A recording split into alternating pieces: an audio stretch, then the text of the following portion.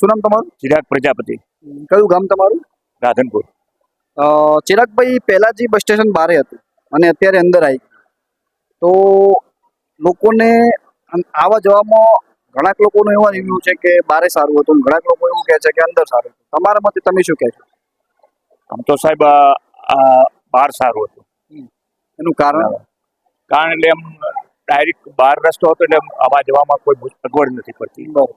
અને હાઈવે ઉપર ઉતરીને તરત જવાતું હવાતું, આ બધું પાછું જવું પડે, કોઈ દવાખાનામાં જવું પડે, બધું આ તકલીફો પડે. પણ જોવા જઈએ તો પાટણ સિટીની અંદર બધા દવાખાનાઓ પાટણના સિટીની અંદર જ છે. એટલે તમે ગામડાથી કોઈ દવાખાને આવો કે કોઈ બીજા કામે આવો, બજારના કામે આવો, તો બસ તમને અંદર વચમાં ઉતારે, એટલે તમારે સારું જ કહેવાય ને. આમ તો સારું, આમ તો એક જોતા તો બહુ સારું છે.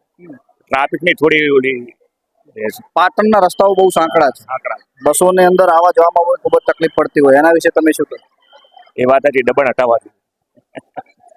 આજુબાજુ છે દબાણ થોડા હટાવવા.